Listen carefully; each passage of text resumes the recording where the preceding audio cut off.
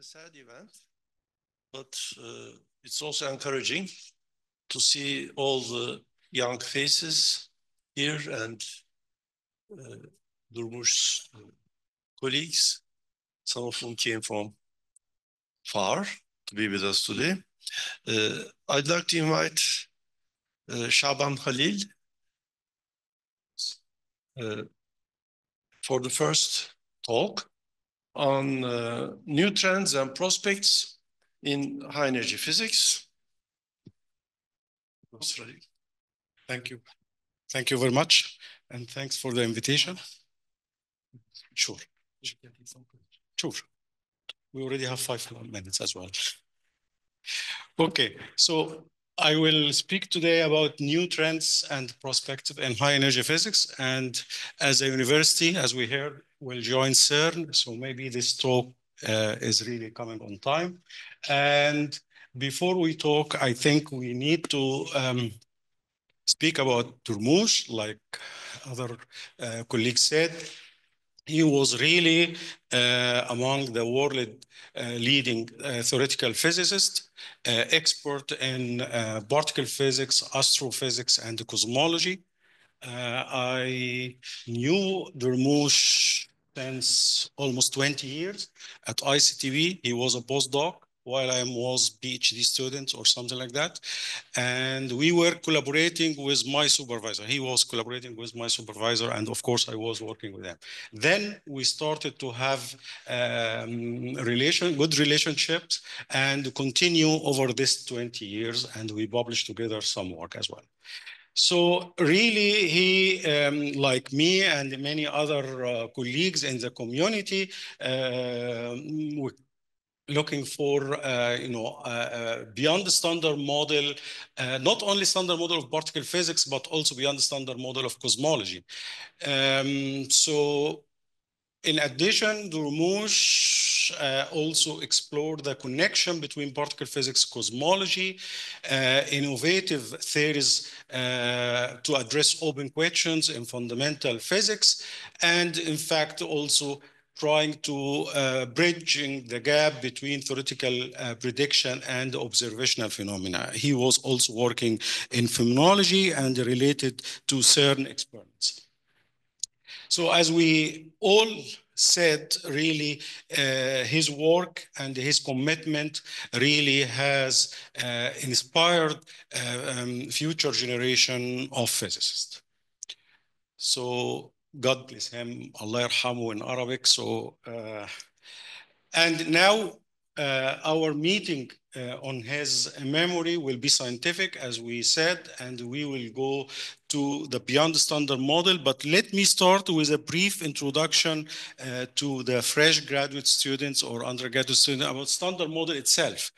The standard model is one of the best theories so far we have it. It is based on a gauge symmetry. We call it SU3 cross SU2 cross U1. This is a gauge group or symmetry group, and represent kind or SU3 for quantum chromodynamics, QCD, and the electroweak, and SU2 cross U1. Sorry. Sorry. I'm going up or down. Yes, here we are. So this is a technical or mathematical symmetry group that we used to represent the standard model as a gauge symmetry. And the point that this theory is an excellent experiment so far, hopefully not all the time, but so far is an excellent experiment, the agreement with the experimental results, even more than Salam, Weinberg, Glashow, the scientists established this model were expected.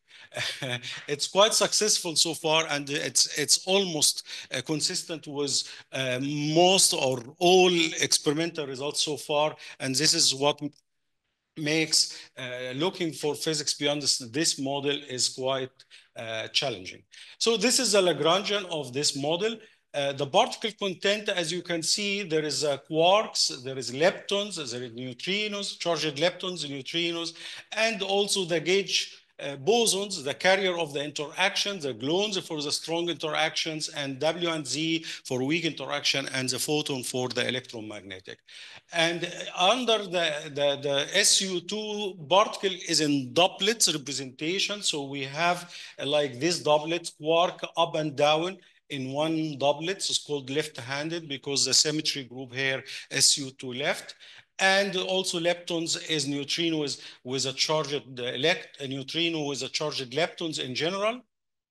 So this is the way we represent the particles in the standard model, because at this stage where the symmetry is still exact, there is no electron or neutrino separate. We have a particle is called left-handed leptons, which is a doublet like this.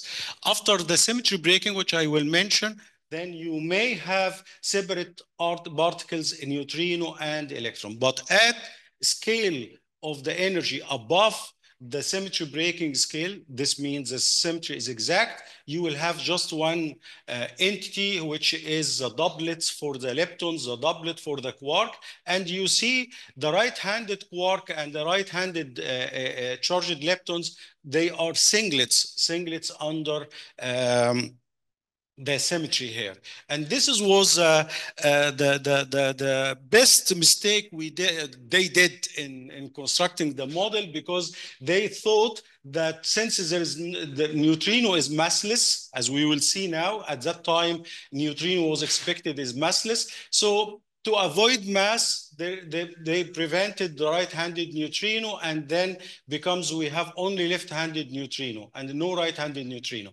So in left-handed neutrino with left-handed electron, you can have a doublet, like left-hand doublet like this one. Left-handed up and left-handed down, you can have a doublet, and then you have SU2 left only. Since no right-handed neutrino, then you cannot construct another doublet for right-handed electron with right-handed neutrino, right-handed. Even if you have down and up right-handed, you do not construct right-handed doublets. Otherwise, if we do this, we will not have the simple standard model. We will have left-right model, which maybe we'll hear about it in some of the talks. So this was nice to build simple model at this stage based on just SU2 left across U1, and to assume this type of structure of the particle content. Okay, please, a student can stop me at any time to be able to follow and ask. This is a covariant derivative since it is gauge symmetry. So this is covariant derivative for quarks is charged under the U1 hypercharge. So this is gauge bosons of the U1 hypercharge. And this is a gauge boson of SU2. And this is the gluons of SU3. So this is the usual covariant derivative with all interaction with the gauge boson. Because the leptons is only charged under SU2 and the U1, you don't have this term for SU3, but you have only interactions, or the covariant derivative is shifted, normal derivative is shifted with the generator of this SU2 and U1. Right fermions will not, especially left, this is lepton right. Lepton right has no SU2 left, has no SU3, so it has only interaction with a U1. So this is the way to write the covariant derivative for each particle content in the star. Then the symmetry is exact, as I told you, and the particle is in doublets. So, but it is massless, and the gauge boson also massless, because the gauge symmetry prevent existing any mass term. You remember in electromagnetism, when we have a mu transformed to a mu minus partial mu whatever lambda, you cannot write mass term m square a square, because this is not invariant. So you need to break this symmetry to generate mass for the gauge bosons, and also to generate mass for the fermions, and to break the doublets. And because in our low energy and our lifetime, we know that the electron is different from the neutrino. So this means the doublet should be really broken. And we use the single Higgs doublets phi scalar field, and was considered as a mathematical trick at that time to break the symmetry and to generate mass. However, it turns out that this mechanism is predicting physical particle. We call it Higgs boson now. And there was about 60 years challenging to looking for and to find this Higgs particles to confirm this type of the Higgs mechanism, although the mechanism was very successful to generate the masses for the gauge bosons and the fermion particles. However, to complete the pictures and to make the standard model almost complete, it was necessary to also probe the Higgs mass, Higgs particle. And this is indeed what they found at LHC in CERN in 2012. So this is the Higgs doublet, and this is the potential. And you see the potential here, we have minus mu squared. The mass term should be with negative sign, mu squared. The mass term square should be negative sign. This is something not very pleasant, because if it was positive sign, like normal potential mass square term positive, then the minima will be around phi equals 0, around the vacuum expectation value of the scalar field to be 0, and then symmetry is exact, is not broken. And in order to break the symmetry and to make the 0 value maxima and the minima at some point different from 0 here, this is required this mu square to be to be negative. Mass square of the scalar field is negative. Then you said this is not even tachyonic. This is not physical. Well, this is not the real mass, because this is, we call it in the Lagrangian bare mass, and the physical mass, the one we obtained after the symmetry breaking, and we will see the Higgs boson mass will be positive. However, this assumption was not very comfortable. It was annoying. And we try to understand why we need, why and how. Why we understand to avoid the maxima, the minima at the 0 and then get non-zero. But how to get naturally negative mass square, this is beyond the scope of the standard model. So people take the standard model with this assumption to be negative mass square. In some theories beyond the standard model, like supersymmetric standard model, you see that we can generate negative mass square, as I can explain if I have time. Anyway, with this assumption, you can get the vacuum expectation value, as I said, different from 0, equal 0 for the charged component, V over square root 2 for neutral component, and this V is proportional to mu square over lambda. Mu square is the parameter positive square because the minus outside. So now you can take square root and you define the vacuum expectation value. As I told you, once you break the symmetry with this vacuum expectation value, there's some details, mathematical work details, you need to work it out to get this expression, but you trust me here, and in any textbook you will find that with a vacuum expectation value you can generate the mass of the gauge boson of the electroweak. This is what we call it W and Z, and this is W is given in terms of the coupling of the gauge coupling of the interaction and the vacuum expectation value of the Higgs. So if there is a V equals 0, this mass will be 0. And therefore, now the mass is related to the vacuum expectation value of the Higgs. Also, Z boson is getting with V squared times G1 squared plus G2 squared, the gauge coupling of SU2 and U1.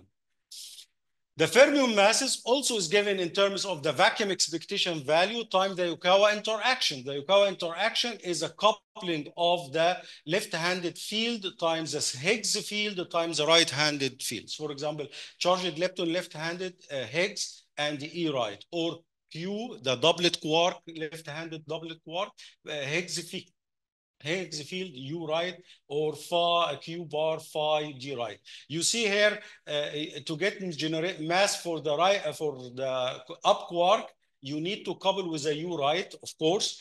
And if you wanted to down quark, you need to couple with a down quark.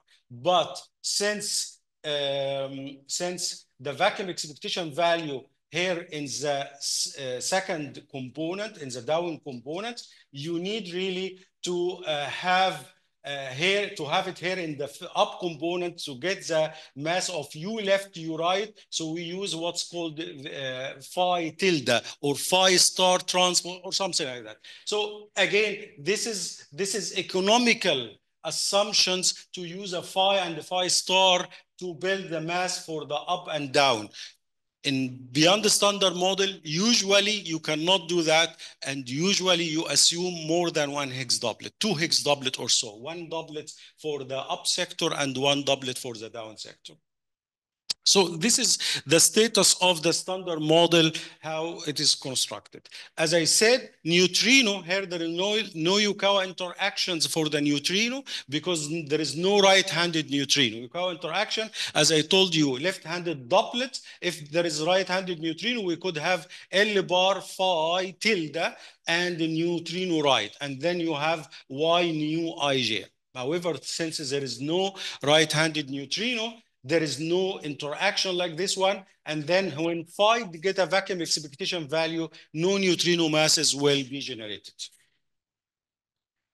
But evidence for beyond the standard model, even if it is many theoretical evidence, but now we have at least some also experimental evidence. And the most important one is the fact that neutrino is observed to have a mass. So the neutrinos are massive, and in fact, several experiments, neutrino oscillations, and it's observed in different experiments and confirmed that neutrino are massive.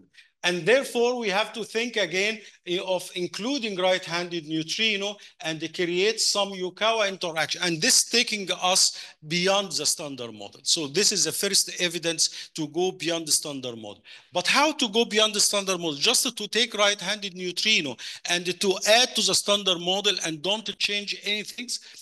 Yeah, it could be, but this is not very natural to have particles playing roles only to generate neutrino mass and has nothing to do with anything else. And this can happen if the right-handed neutrino is quite heavy. Is of order 10 to 13 GeV or so, and then we create what's called seesaw mechanism. One particle is very heavy and one particle very light. However, there is scenarios that the right-handed neutrino could be lighter and it could have kind of physical implication at low energy as well. Second important evidence for going beyond the standard model is a dark matter. Again, standard model has no any candidates for dark matter. Dark matter is now almost confirmed that about 95% of our universe is dark. 26 of them is dark matter, and about 67 or so about dark energy, and less than 5% only visible matter. And this is confirmed by many observations of rotational curves, gravitational lengthening, and so on. Okay, if you believe that the dark matter or these observations can be explained due to existence of kind of non-anomalous, non-observable dark matter, we call it dark matter, then standard model cannot provided any candidate for this matter. And we have to go beyond the standard model where we have examples for possible dark matter, either bosonic or fermionic dark matter. Another evidence, maybe a little bit theoretical for going beyond the standard model, that we know the Higgs mass, and the Higgs mass as a fermion masses, as a gauge boson mass, it's related to the vacuum of the Higgs. Therefore, we are saying that the Higgs is giving mass for any particle interact with it, because the gauge boson interact with the Higgs with a gauge coupling, so the mass is a gauge coupling times a VEF. Fermion masses interact with the Higgs with a Yukawa, so the mass will be Yukawa times the Higgs. Higgs boson interact with itself with a coupling is called self-coupling, lambda. And then the mass is proportional to lambda times a VEV as well. So all masses are generated in very universal way. And nicely that the mass is essentially related to vacuum energy. So you remember Einstein energy mass relation, E equal mc square.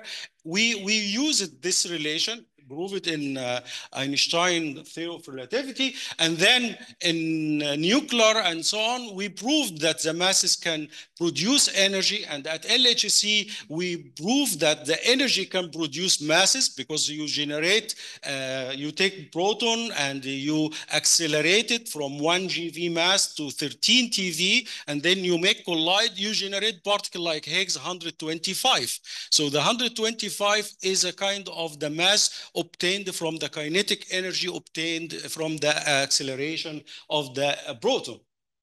So the mass energy relation is really confirmed, and now we prove that it is natural because all the masses are given in vacuum energy essentially times some coupling.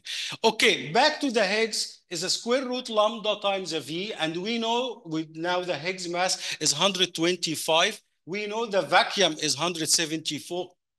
Then you know the coupling.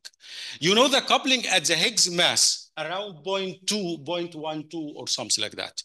Okay, now this coupling, when you study quantum field theory, is not a constant. It is energy dependent. So if you explore the running of this coupling to high energy scale, you find that depends on the mass of the top quark, and also the strong interaction gauge coupling alpha S is a GS or G3 squared over 4 pi.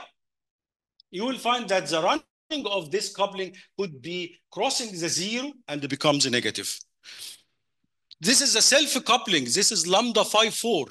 So if the lambda is negative at this scale, this means it was negative at the early universe and the potential was unstable. And this is really problematic because, in fact, we need the potential to be stable from the early universe up to the time, up to the scale, energy scale of breaking the electroweak at 100 GeV. So also in new physics, we usually have a kind of corrections due to the interaction of the Higgs with other particle scalars or whatever that uplift the running of the lambda to be positive all the time up to Planck scale. So this is a third evidence for going beyond the standard model. Now, something called the hierarchy problem. The Higgs is a scalar. And this is the only fundamental scalar particles we have it in the standard model. Fermions in the standard model, like the quarks or fermi or electrons or whatever, you know, in quantum field theory, as I told you, the mass term in the Lagrangian is called bare mass. And then you correct it with one loop corrections. For the electron, you have this kind of correction, self-energy correction. If you calculate it, you will find that the correction at one loop is proportional to the original mass times coupling, electromagnetic coupling, which was 1 over 130, 137. And now log some high scale where the cutoff scales, even if you take it M blank, this is log. So this log give you something of order 10, 19, 20 times 1 over hundreds times M. So it's about very small ratio of the original mass, or about 2% or 20% of the original mass. This will be one loop correction. Now, if you do the same for the scalar, there is, we call the scalar is not chiral fermions, is not protected by any symmetry. So it is receiving this type of a loop correction different from the logarithmic correction this. So in this case, you will get the correction of the mass of the Higgs proportional to lambda square, not log lambda, but lambda square. Now this is crisis because if you take lambda to be very heavy, blank scale, 10 to 19 GeV, you will find that you start with mass of order 100 GeV, you get it of order 100, I don't know, 10 to 15, 10 to 19, something like that. So this is makes the Higgs mass unstable under the loop corrections. And this is has no solution in the standard model as well. Maybe it is a theoretical indication, but it is important to have the standard model consistent in the Higgs mass correction, in the lambda evolution running, and in the dark matter candidates, and also in the neutrino, right-handed neutrino. So those are the 4 big examples I wanted to highlight, that those is giving us some hint that we need to go beyond the standard model. There is some other evidence, but let me escape now to go to tell you in the last, still we have some time. 5 only? Okay. The directions for the new physics. I was hoping to give you 1 or 2 examples, but at least now, let me summarize a standard model, like, you know, the identity of this model. When we talk about standard model, we mean something in 4 dimension, not in higher dimension, not in 3 dimension, not in 5, 4 dimension. Quantum field theory, so there is a invariance under Poincare group, Lorentz group, and the translation. So this is essential assumption of the standard model. Another assumption or another ingredient of building the standard model, that it is gauge symmetry. It is based on the local symmetry of SU3 color cross SU2 left cross U1. Third, all particles in this that I told you, doublets and singlets, left-handed, right-handed, all of them are based on the assumption they are point particles, just point particles. So they have dimension 0. Okay, standard model, like in quantum field theory, like in 4-dimensional quantum field theory, I assume that all particle has a dimension 0. It's called point particle. Create some problem with the divergence in quantum field, and we normalize it. But this is the identity of the standard model that we are using. Now, we also assume we have only 3 generations, 3 fermion generation. So quarks and leptons, we call it fermions. So we have only 3. If you add 1 more for the generation, this is beyond the standard model. Standard model with a 3 generation only. And no right-handed neutrino, because in standard model we have massless neutrinos. Anything beyond this, it's beyond standard model. You add right-handed neutrino, generate mass, you take your model beyond the standard model. And then the symmetry breaking in the standard model, as I told you, with 1 Higgs doublet. You can break it with 2 or many, but this is beyond the standard model. You have only standard model with 1 Higgs doublet. No candidate for dark matter, and also no gravity included in the standard model. We neglect the gravity because assuming we are working at low energy and the gravity is so weak and it can be neglected. If you wanted to go early universe or close to black holes, gravity is strong, you need to unified gravity. This is beyond the standard model. So this is my definition to the standard model, which I hope you can catch it. And now I told you several evidence for beyond the standard model, how we can go beyond the standard model. In fact, any of the identity or any of the definitions of the standard model like this, you can go beyond by relaxing any of them. For example, if you relax simple assumption of point particles, not okay, of the point particles, then you are beyond the standard model with particle content of 1 dimension object, and this is known as a string theory. If you go beyond the 4 dimension, you go to extra dimension. If you go beyond the symmetries, maybe you go beyond standard model with a flavor symmetry or super symmetry or whatever. So this is the directions that I am summarizing here, that either we extend the gauge group. It's not SU3 cross SU2 cross U1, which is puzzling. Why 3 to 1? You may be interested in more simple group like SU5 or SO10, or more model like left-right symmetry, SU3 cross SU2 left cross SU2 right. Extension of the Higgs sector, as I told you, extension of the flavor symmetry. I mentioned extra dimension, I mentioned super symmetry. You include gravity, then you have a super gravity also one-dimensional object, you could have a superstring. So this is possible directions for extending standard model. And each extension take you to another new theory with a lot of details and a lot of challenge to make it consistent, rigorous mathematically, and predicting at the experiment. And this is the reason why it's challenging to really find some evidence for beyond the standard model so far. If I have time, I can give example. Do I have time? Yeah. Okay. Simple example I can mention here for making the neutrino massive is not just, as I told you, not just to throw right-handed neutrino in the standard model and said, okay, fine. I wanted to extend the gauge symmetry naturally because I believe in the gauge symmetry. Gauge symmetry is a source of success of the standard model. So why we do not extend also the gauge symmetry to allow for right-handed neutrino and allow for neutrino massive, non-zero neutrino mass. So this is what we did by extending the standard model with extra symmetry, which we call it U1 B minus L. In fact, B minus L is a symmetry in the standard model, accidental global symmetry. So the point now to assume it was also local gauge symmetry at higher scale, and then it is broken, and then it remains the global symmetry of the standard model. To be consistent with this assumption, as usual, you have gauge symmetry U1, so you have one generator, and then you have one gauge boson extra. We call it Z prime. You have this fermions, this U1 interacting with the standard model fermions. You need to prove something is called anomaly free. And to have anomaly free, standard model was very lucky. Standard model is anomaly free naturally for all quarks and leptons, for SU2 cross SU1 cross SU3, of course. Now, if you extend it with B minus L, it cannot be anomaly free.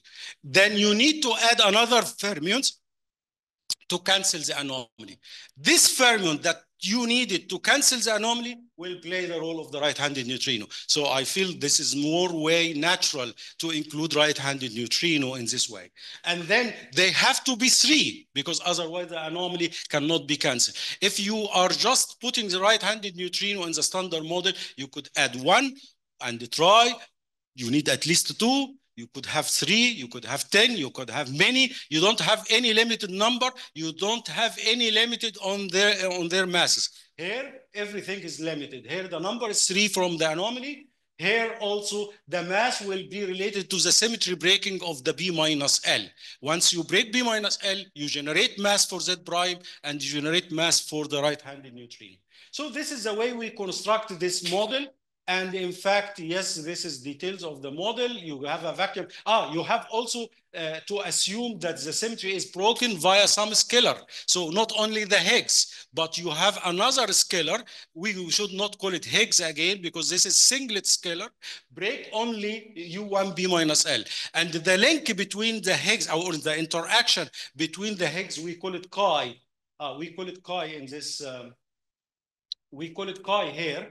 Chi and the phi, you remember the running of the lambda of phi goes, now the running of lambda is affected by the interaction with chi and go up. So it's very simple. You just extend the gauge symmetry with a U1 and you get right-handed neutrino. You solve the running of the destabilization of the potential, and you introduce Z prime with some specific mass, some specific interactions, some specific B minus L. The coupling is known. So this is kind of very simple scenario for extending standard model in one of the direction I mentioned. I will skip the details of the model and maybe I go to another example of extending standard model via extending the symmetry. It's called super symmetry. Instead of the Poincare, we go to super Poincare. Instead of the four-dimensional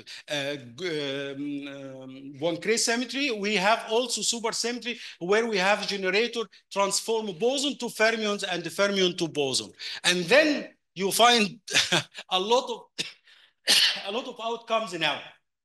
All standard model particles will have super partners. Quark will have a super partner, it's called S quark.